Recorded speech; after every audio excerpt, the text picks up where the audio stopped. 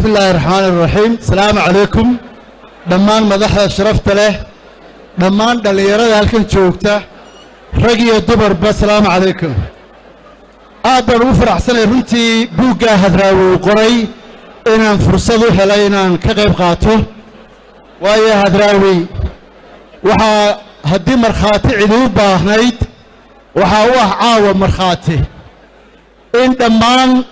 xafladda aynu joognaa gudaha dibadba laga waayo kursi in madax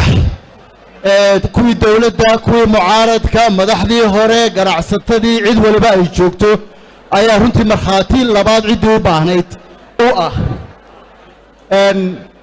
shirkadaha waa ku faraxsanahay inaan buuggan ka qayb qaadanay waqtiga badan uu geliyay maxamed salabaan isna waan uga mahad celinayaa iyo dhammaan dadkii kale ee uu xusay ka qayb qaadatay diyaarintan buuggan uu hadraawi qoray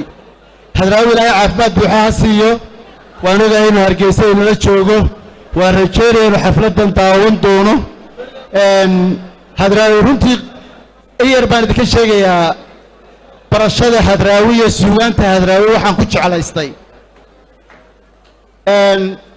muddo aan aad u fogeyn xaggayga marka la eego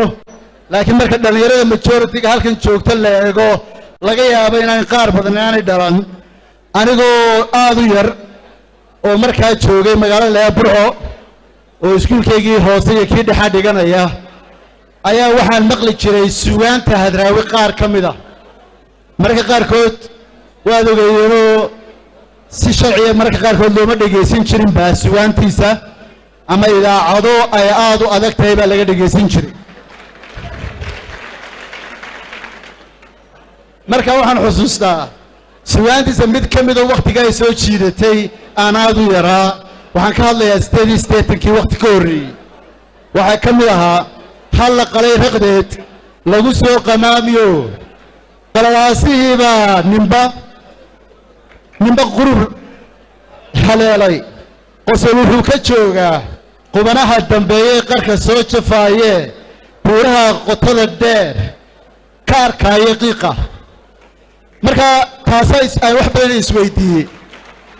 warqiiqaas muxuu ahaa ma buur dheer baa jirta waxaan soo socdaa waa maxay tii markaa baadhitaan badan bay la gashay ilaa aan qiiqii ku arkay burco 1988 kadibna nasiib waxaan u helay inaan hadraawi kula kulmo magaalada dirdhabe 1998 waxaan kala kulmay hadraawi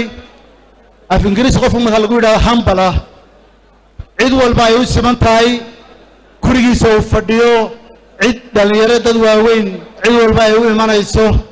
qabiil walba oo Soomaaliyeed ay la joogaan yar iyo weyn mid aan lacag haysan iyo mid waliba uu ka fogeyn deeqsinimo ku jirto wanaag badan baan kala kulmay tii markaa waxay keentay inaan suugaantii hadraawi aanan ilaawin oo aan sii qaato buugaagtiisa qaar ka mid iyadoo markaa tape reader lagu qoray inaan ingiriiska la tago 1991kii waxaasoo dhan waxaan dardaan u odhanayaa dhalinyarada isuma arka malayn inaan dhalinyaro baahay iminka inkastoo bidaarta sii dheeraanayso dhalinyarada majority-ga halkaa maanta joogtaa in buuggan uu maanta hadraawi qoray iyo kuwii ka horreeyeyba waxaan idinka codsanayaa inaad waqti gelisaan macnaheeda fahantaan ku dabaqdaan ama ku dabaqdaan noloshiina qayb ka mid ah waddamada Yurub buwaag badan baa dadku chance u yeeshaan inay iibsadaan laakiin haddaad iminka fahantid sirta nolosha waxay tahay mana doonayo inaan halka ku dheeraado waan ogahay odayaal badan oo ama dhalinyaro badan bay inaga dambeeyaan sirta noloshu dhiirigelin badan bay ku siinaysaa aad noloshaada ku maamushid ama maansada hooyadoo kale oo aad ogaatid muhiimadda ay hooyadu leedahay ama tuka baalcad oo macnayaal badan baa ku tusaysa waxaasoo dhan ba doonaya inaan waqti badan idinka halaabiyo waxaan se idinka xusayaa buuggan hadraawi inay iibsataan inaad YouTube-ka iyo meeshii kale aad ka heli kartaanba aad suugaanta hadraawi ku dhegaysataan iyo abwaanada kale Soomaalida meel ay joogaanba. Assalaamu calaykum. aad iyo aad baad u mahadsan.